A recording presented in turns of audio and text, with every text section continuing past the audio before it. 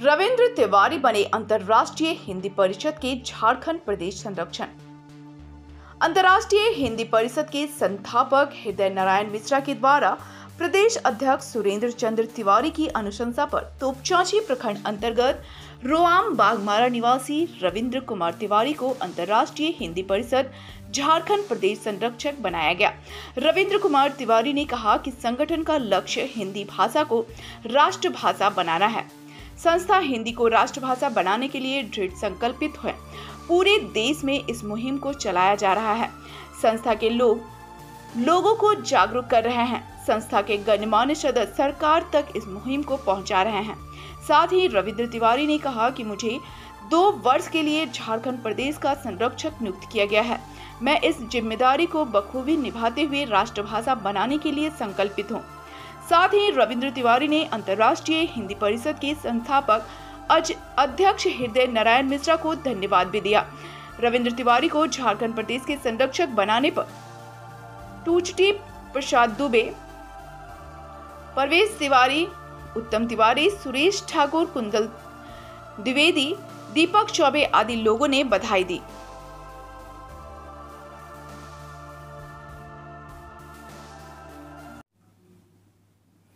नमस्कार, जोहार।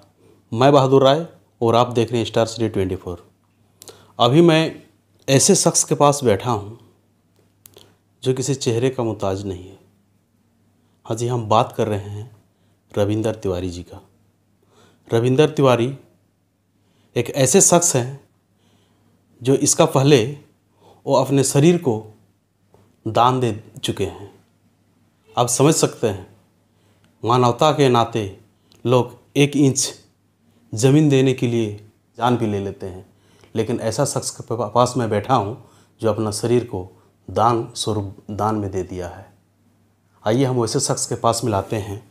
और सबसे बड़ी बात है, अंतर्राष्ट्रीय हिंदी परिषद के संरक्षक के रूप में, प्रदेश संरक्षक के रूप में इसको मनोनीत किया गया है। सबसे पहले दादा, आपको हमारे चैनल में स्वागत है। नमस्कार, धन्यवाद बहादुर जी। और सबसे पहले आप तमाम जितने भी हमारे इलेक्ट्रॉनिक मीडिया चैनल से आप 2 प्रतिनिधि आए, आपको हार्दिक अभिनंदन और स्वागत करते हैं। और मैं सबसे पहले अपने बड़े भाई अग्रजों से परिचय कराते हुए बातों को आगे रखता हूं। ये बगल में हमारे बैठे हैं बड़े भाई उत्तम तिवारी जी, उसके बगल में हरदम हमारे सरपरस्त रहने वाले बड़े भाई परेश तिवारी जी, और नया ऊर्जावान एक नौजवान जो हमारे कुंतल द्विवेदी जी, जो अंतर्राष्ट्रीय हिंदी परिषद से जुड़े हुए जिला के प्रतिनिधि भी हैं। और अभी तत्काल में 1 दिन पहले मुझे अंतर्राष्ट्रीय हिंदी परिषद के संस्थापक सह अध्यक्ष हृदय नारायण मिश्र जी द्वारा नियुक्ति पत्र दिया गया। और ऐसे ही नहीं, बल्कि हमारे यहाँ एक वरिष्ठ समाज सेवी भी है, हमारे बड़े यहाँ प्रतिष्ठित व्यक्ति में से एक झारखंड प्रदेश के अध्यक्ष भी हैं अंतर्राष्ट्रीय परिषद के, हिंदी परिषद के, सुरेश तिवारी जी।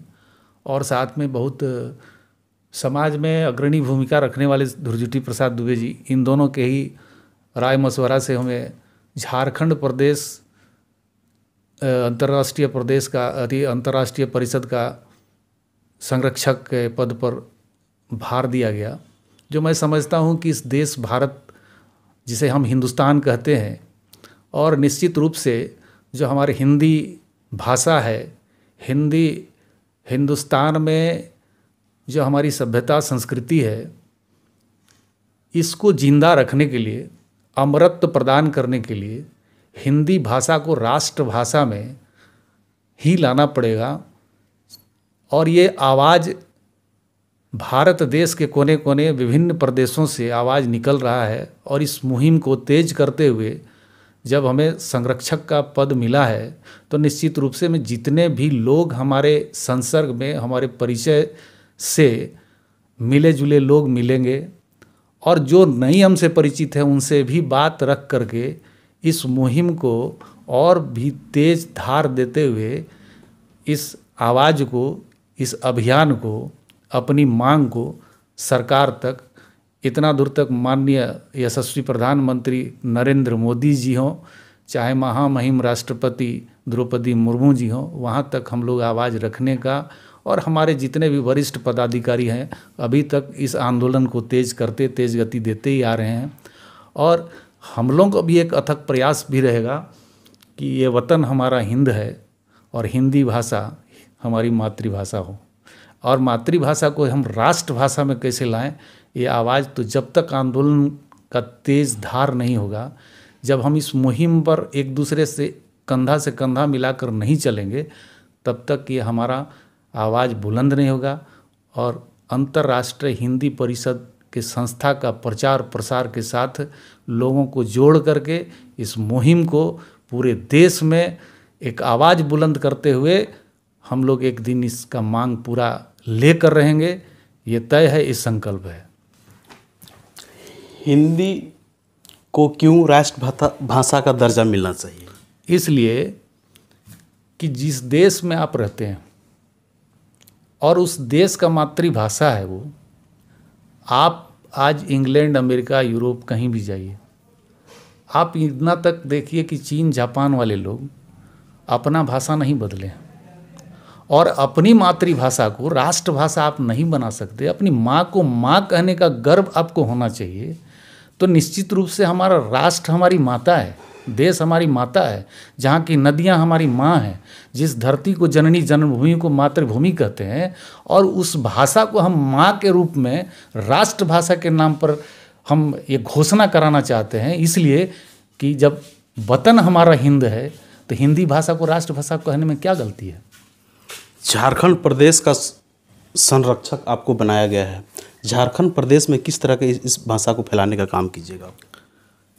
झारखंड प्रदेश में देखिए, हमारे देश में विभिन्न क्षेत्रों में, विभिन्न प्रांतों में अलग अलग भाषाएं हैं जो अपना क्षेत्रीय भाषाएं, और आज के डेट में पाश्चात्य सभ्यता आने के बाद, मुगल शासक के बाद, जब अंग्रेजी शासन काल हुआ, 400 वर्ष उन लोग गए रहने के बाद, शासन के बाद आंदोलन और आज़ादी और क्रांति इस देश में विभिन्न हमारे तमाम महापुरुष और क्रांतिकारी लोग लड़े। देश 1947 में आज़ाद हुआ। अभी आने वाले दिन में, अभी कुछ 10 दिन के बाद 15 अगस्त 76वां आज़ादी का देश, आज़ादी हमारा देश मनाएगा। और निश्चित रूप से बार बार याद ताज़ा इसीलिए कराया जाता है कि हमारा देश गुलाम था तो अंग्रेज़ों के शासन के लिए में गुलाम था। तो निश्चित रूप से आज जो हमारा अंग्रेजी परिवेश आया है हमारे देश में, सभ्यता संस्कृति, पाश्चात्य सभ्यता संस्कृति के चलते हमारा जो संस्कृति है, हमारा जो सभ्यता है, बिगड़ते जा रहा है। और बिगड़ते जा रहा है, उसका कारण क्या है? लोगों में जागरूकता कम। ठीक है, तो लोगों में जागरूकता लाने के लिए क्या है कि हम अपना पहचान, हम अपनी सभ्यता, हम अपनी संस्कृति को हम अपने देश में क्यों नहीं सर्वोपरि बनाए रखें? ये हमारा अधिकार है, ये हमारा हक है। कहीं न कहीं दिन प्रतिदिन लोग अपने भाषा को छोड़कर दूसरे भाषा को अपनाया जा रहा है, वैसे शख्स को क्या कहिएगा? ये तो देखिए, अभी एक बात बता रहे हैं, बहुत सारे लोग इस समाज में मिलेंगे कि अपने माता पिता को त्याग कर वृद्धाश्रम में भेज देते हैं। तो ऐसे भी संतान हैं, और ऐसे भी देश में देशवासी हैं जिनको अपने देश पर निष्ठा है, भरोसा है, आस्था है। तो अपने देश की भाषा, अपने देश की भाषा शैली, अपने देश की सभ्यता संस्कृति को हम बढ़ावा दें, इसके लिए बहुत सारे लोग लगे हैं। हमारे समाज में ही एक माता पिता के संतान कई प्रकार के नीति और विचारधारा से जुड़ जाते हैं। तो उसको रोकना, अंकुश लगाना, और फिर जब हम अपना आवाज़ बुलंद करते हुए अंतर्राष्ट्रीय हिंदी परिषद के संस्था के बैनर तले जब हम इस मुहिम को छेड़ेंगे, और जब आज के डेट में आप एक प्रमाण देख लीजिए कि निश्चित रूप से इस देश में 3 धाराओं से देश, राजनीति और सत्ता और सरकार चल रही है। एक वामपंथ विचारधारा, एक समाजवादी विचारधारा, एक राष्ट्रवादी विचारधारा। धाराएं तो 3 हैं। आपको दिल्ली अगर जाना है तो हवाई जहाज से भी जा सकते हैं, ट्रेन से भी जा सकते हैं, बस से भी दिल्ली जाना है तो दिल्ली जाना है। तो उसी प्रकार से अगर हिंदी भाषा को हमको राष्ट्रभाषा घोषित कराना है तो चाहे कितनों भी मुसीबत हो जाए, चाहे कुछ लोग कोई भी परिवेश को अपना ले, कोई भी भाषा शैली को अपना ले, लेकिन हमारे इस देश में एक बहुत पुराने विद्वान, प्रख्यात दूरदृष्टि व्यक्ति ने कहा था कि इस देश की महारानी संस्कृत है और रानी हिंदी है और बहुरानी नौकरानी अंग्रेजी है। तो अब यही हम समझते हैं कि हमारी देश की भाषा रानी जो है वो हमारी माँ है और वो माँ हमारी राष्ट्रभाषा होनी चाहिए, और अंग्रेजी नौकरानी थी और नौकरानी रहेगी। ये थे प्रदेश संरक्षण रवि कुमार तिवारी जी। और आपको एक चीज़ और मैं बता दूं, टुंडी विधानसभा का पहला शख्स जो अपना शरीर को मानवता के नाते मानव कल्याण के लिए ये अपने शरीर को दान दे चुके हैं। इस पर अब क्यों ऐसा ज़रूरत पड़ा दादा जो अपना शरीर को आप दान दे दिए हो? देखिए, समाज में आपको हर प्रकार के व्यक्ति मिलेंगे। सकारात्मकता और नकारात्मक दो विचारधारा आपके अंदर में उत्पन्न होता है, और जब आपके अंदर में अध्यात्म और सात्विकता का विचारधारा आपके आत्मबोध से आत्ममंथन करते हुए आत्मज्ञान मिलता है, तो आपको पता चलता है कि शरीर नश्वर है।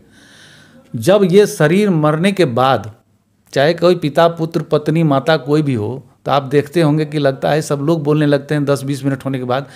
कोई नहीं बोलता है कि पिताजी को लेके चलो स्मशान घाट, लोग बोलते हैं लाश को निकाल दो, और उस लाश को अशुद्ध समझना शुरू कर देते हैं। तो मेरे समझ में आता है कि ये शरीर जब नासवान है, नश्वर है मृत्यु के पश्चात, तो क्यों न समाज हित में, राष्ट्र हित में इसको दे दिया जाए। ठीक है, तो उसको दे दिया जाएगा। और जब हम वहाँ देंगे तो कुछ लोगों को, जब मेरा बॉडी का ऑर्गन है, जो मेरा बॉडी का पार्ट है, किसी भी व्यक्ति को, ज़रूरतमंद लोगों को अगर वो पार्ट मिल जाता है, तो मैं समझता हूँ कि ये मेरा जीवन धन्य हो जाएगा। उसके बाद शेष बचा जो हमारा तन है, ये शरीर रहेगा, वो मेडिकल स्टूडेंट के लोग जब रिसर्च करेंगे, और उससे तो बेहतर होगा जो राख बनकर नदी में बह जाती। और अलग अलग समुदाय, अलग अलग समाज के लोग, अलग अलग संप्रदाय के लोग दाह संस्कार के या दफन करने का बहुत तरह का तरीका है, लेकिन मेरे यहाँ जो दाह संस्कार का, वो मेरा शरीर दाह संस्कार नहीं होगा। मैं अंदर से संतुष्ट हूँ इसके लिए कि मेरा शरीर और के लिए काम आए। देख रहे हो ना जनाब, समाज में ऐसे ऐसे भी लोग हैं, कुछ ऐसे भी लोग हैं जो सुई भर जमीन देने के लिए लड़ाई भी करते हैं, भाई भाई को जान ले लेते हैं। लेकिन दुनिया में ऐसे ऐसे भी शख्स हैं जो समाज कल्याण के लिए, मानव कल्याण के लिए अपना शरीर को समाज कल्याण में दान दे चुके हैं। टुंडी विधानसभा का रविंदर कुमार तिवारी जी, जो मानव कल्याण के लिए अपना शरीर को दान दे चुके हैं।